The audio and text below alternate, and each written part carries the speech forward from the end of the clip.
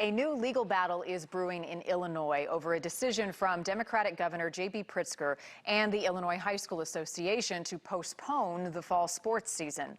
Attorneys for parents and student athletes filed a class action lawsuit today pushing to resume fall sports. That lawsuit cites mental health issues for athletes who can't compete and financial hardships because players could miss out on scholarships that make college more affordable. Right now, the Illinois fall sports season is postponed until the spring. Illinois is one of 10 states, by the way, where the season has not been reinstated. A judge is expected to hear that case this week. Also this week in Dallas, high school officials canceled nearly a dozen football games over COVID concerns. NewsNation's Marky Martin is live for us in Dallas tonight with the latest. Marky? Well, Marnie, COVID has absolutely grasped the gridiron, and earlier we talked about its effects on the NFL, but what about high school? As you just mentioned, here in Dallas alone on Friday, almost 10 area games have been canceled because of the virus, and to many of these athletes across the country, it is far more than just a sport. All year we've been playing every game like it's our last because it could be. High school football in 2020. Now spread apart. Good job. Now spread apart. In the throes of COVID-19. Those Friday night lights looking a little less bright, depending on where you live. No matter how long you've been around high school athletics anywhere, no one has ever seen anything like this, so there's no blueprint. Take a look at this map from the National Federation of State High School Associations. 6 states have no fall competition, 14 have no changes, and 31 have modified seasons. Chris Beckham, who's been covering high school football in the South for 30 years, says for some kids, football isn't just a way of life. For a lot of students, this is their way to a college education. We've seen a lot of players who maybe the first person in their family to go to college to use football to get that degree and to better their lives. Those not getting to fight it out on the field, taking their passion to protests.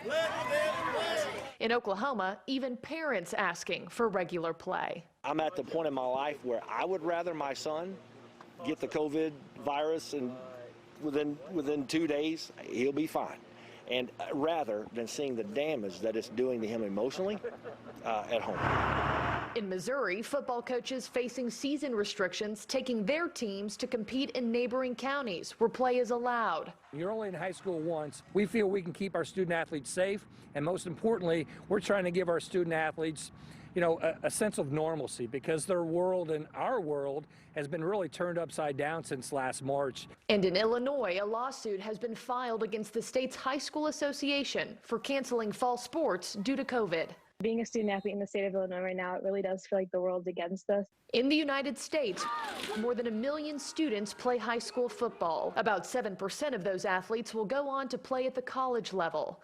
But while time is of the essence, so is safety. And in the meantime, Beckham says many Americans are missing out on one of the most vibrant fabrics of community. High school football is one of the only places in America where Republicans and Democrats and black and white, rich and poor, everybody gets together to cheer for one common cause. And it's very rare to find that in today's society. Beckham even telling me today he has seen a number of high school football players transfer from states like California to the South just to get playing time, which of course eventually equals recruiting eyeballs. And for people who say, some teams only have to miss a few games here and there, for small towns where football really is the big moneymaker, that is lost revenue. And that then trickles down to affect the tennis team, the baseball team, the golf team, and so on and so forth. So that domino effect truly is detrimental. Reporting live in Dallas tonight, Marky Martin, NewsNation.